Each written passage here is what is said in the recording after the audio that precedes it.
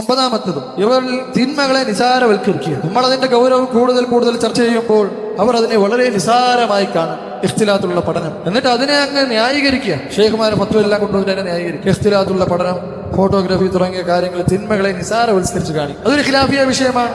ഏതാണ് ഇഖ്തിലാത്തിൽ പഠനം? എന്താണ് ഖിലാഫ്? എന്താണ് ഇവിടുത്തെ ഹാജത്ത്? ദറൂറത്ത് കാരണമാണെങ്കിൽ എന്താണ് ഇവിടുത്തെ ദറൂറത്ത്? ഞാൻ പറയട്ടെ, ഇതിൽ ഏതോ ഒരു ദായി ഇപ്പൊ വീണ്ടും അദ്ദേഹത്തിന് ശംസുദ്ദീൻ പറയുന്നത് കേസായിട്ട് കോളേജിൽ വിട്ടുന്നത്, ഇപ്പൊ വീണ്ടും കോളേജിൽ കയറി. അപ്പൊ ഈ കേസായിട്ട് കോളേജിൽ വിട്ടുന്ന സമയത്ത് ഇദ്ദേഹത്തിന് റിസ്ക് കൊടുത്ത ആരാണ്? അല്ലാഹു സുബ്ഹാനഹു വ തആല അല്ലെങ്കിൽ ആരാണ്? അദ്ദേഹത്തിന് ഈ ഹറാമായ മാർഗത്തിൽ കൂടി അല്ലാതെ റിസ്ക് ലഭിച്ചുകൊണ്ടിരുന്ന ആളല്ലേ?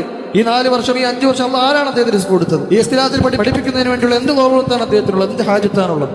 സഹോദരങ്ങളെ, നമ്മൾ ശ്രദ്ധിക്കണം. മാസിയത്തുകളെ നമ്മൾ ഭയപ്പെടണം. പ്രധാനമായും ദായിമാരിൽ നിന്ന് ഉണ്ടാകുമ്പോൾ നമ്മുടെ നാട്ടിൽ ചൊല്ലുണ്ട്, ഉമ്മ വേരയാടിയാൽ മകള് മതിയാടും. എന്താ വേറൊരു ചൊല്ലുന്നത്? ഷേഖ് നിന്ന് മൂത്രമൊഴിച്ചാൽ തുല്ല തോലി ബോഡി മൂത്രമൊഴിക്കും. നാട്ടും പുറത്തുകാർ നമ്മളെ നാട്ടിലൊക്കെ ഇങ്ങനെ പറയും. അപ്പോൾ നിങ്ങൾ ദായിമാരായിട്ടാ പറയുന്നത്, നമ്മൾ അഹ്ലു സുന്നത്ത് വൽ ജമാഅത്തിന്റെ ദായിയാണോ നിങ്ങൾ പറയുന്നത്? എന്നിട്ട് ഇഖ്തിലാത്ത് പോലുള്ള അപകടകരമായിട്ടുള്ള കാര്യങ്ങൾ നിങ്ങൾ അതിൽ ഒരു നിസാരവൽക്കരിക്കും. അതിനർത്ഥം ഞാൻ പറഞ്ഞത് വെച്ചാൽ തിന്മകൾ പ്രവർത്തിച്ചുകൊണ്ടാണ് സുന്നത്തുമായി പുറത്തു പോകുന്നല്ല എന്റെ വാദം. പണ്ഡിതന്മാർ തന്നെ പറയുന്നത്, എന്റെ മകൻ എന്താണ് പുസാറ്റിൽപ്പെട്ട ഒരു ഫാസിഖാവുന്നതാണ്, ഒരു വിദഗ്ധകാരനായിട്ട് അവനെ കാണുന്നതിനേക്കാൾ എനിക്കിഷ്ടം. തിന്മകൾ സംഭവിക്കും. തിന്മകളെ ന്യായീകരിക്കുന്നതാണ് പ്രശ്നം. തിന്മകൾ ആർക്കും സംഭവിക്കും. കുല്ലു ബനി ആദം ഖത്താവ്, എല്ലാ മനുഷ്യനും തെറ്റുകൾ സംഭവിക്കുന്നവരാണ്. നിങ്ങൾ നിങ്ങളുടെ ദേഹേച്ഛയ്ക്ക് വേണ്ടി ഇതുപോലുള്ള മുഖാലാഫാത്തുകളെ നിങ്ങൾ ന്യായീകരിക്കുന്നു. അതാണ് ഇവിടെ പ്രശ്നം. ഫോട്ടോഗ്രാഫി നിങ്ങൾ ന്യായീകരിക്കുന്നു. തെറ്റ് പറ്റിപ്പോയി, അത് ഒരു കാര്യം. എന്നാൽ അതിനെ ന്യായീകരിക്കുന്നത് അതിനേക്കാൾ വലിയ അപകടമാണ്. പ്രധാനമായി നിങ്ങൾ ദുആത്തുകളാവുമ്പോൾ എന്താണ് സാധാരണക്കാരും മുഹ്സിൻ ചെയ്യുന്നുണ്ടല്ലോ, നമുക്ക് ചെയ്താൽ അവരടുത്ത് മുഹ്സിൻ ആലിമാണ്, മുഹ്സിൻ പണ്ഡിതനാണ്, മുഹ്സിൻ അറിവുള്ള ആളാണ്. ചില സ്ഥലങ്ങൾ പറഞ്ഞതുപോലെ മെമ്പറിൽ കയറിയവനാണ് ആലിം സാധാരണക്കാരുടെ. അപ്പൊ അദ്ദേഹം അല്ലെങ്കിൽ അവൻ അത് ചെയ്യുമ്പോൾ സാധാരണക്കാർ സ്വാഭാവികമായിട്ട് അതിനപ്പുറം ചെയ്യും. നേരത്തെ ഞാൻ പറഞ്ഞ ഒരു ഷേഖ് എന്ന് ചെയ്താലും മോൻ തോലിബ് ഓടിച്ചു. അപ്പൊ അതാ പ്രശ്നം. ഇതൊക്കെ അപകടമാണ്.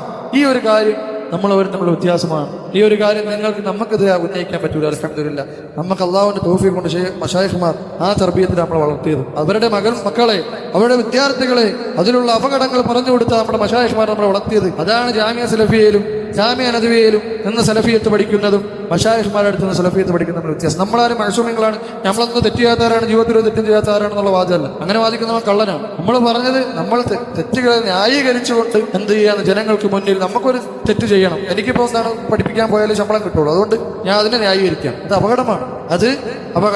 അതെന്താണ്? അവർ അതിൽ നിന്ന് തൗബ ചെയ്ത് മടങ്ങട്ടെ. എന്നിട്ട് അതിനെ കളിയാക്കുക. MCC ഓഡിറ്റോറിയം, ഓഡിറ്റോറിയത്തെ പ്രോഗ്രാം നമുക്കതിൽ സംസാരിച്ചപ്പോൾ ഇതിനെ കളിയാക്കുക, നമ്മൾ ഇതിനെ എതിർത്തതിന്. എന്നാൽ ഇവർ തന്നെ എന്താണ് വിശ്വത്തിനെതിരെ എന്താ പ്രശ്നമുണ്ട്, പോഫ്ഖാൻ ഇഖ്തിലാത്തുണ്ട് എന്ന് പറഞ്ഞ് എതിർത്തുകൊണ്ടാണ് ഇവർ വിശ്വത്തിൽ നിന്ന് പുറത്തു വരുമ്പോൾ എതിർത്ത പ്രശ്നങ്ങളിൽ പ്രധാനപ്പെട്ട പ്രശ്നങ്ങൾ ഒന്ന് എന്താണ്? ഇഖ്തിലാത്ത്. 2 ഫോട്ടോ, പിന്നെ വോട്ടെടുപ്പ്. ഇതുപോലുള്ള ചില പ്രധാന പ്രശ്നങ്ങളാണ് സക്കരിയാസിലെ ഉന്നയിച്ച ചില പ്രധാനപ്പെട്ട കാര്യങ്ങൾ പല സ്റ്റേജുകളിൽ അദ്ദേഹം പ്രശ്നിച്ചിട്ടുണ്ട് ആ കാലഘട്ടത്തിൽ. ഇന്ന് ഫോട്ടോ എന്താണ്? ഖിലാഫിയായ പ്രശ്നമാണ്. വോട്ടെടുപ്പ് ഖിലാഫിയായ പ്രശ്നമാണ്. ഇഖ്തിലാത്ത് അത് ഹാജത്തും ദറൂറത്തും ഒക്കെ ഉണ്ടെങ്കിൽ പറ്റും. അങ്ങനെയാണെങ്കിൽ പിന്നെ എന്തിനാ നിങ്ങൾ അന്ന് അവരെ എതിർത്തത്? അവർ വിസ്തകാർ തിരിച്ചു ചോദിച്ചു തുടങ്ങി.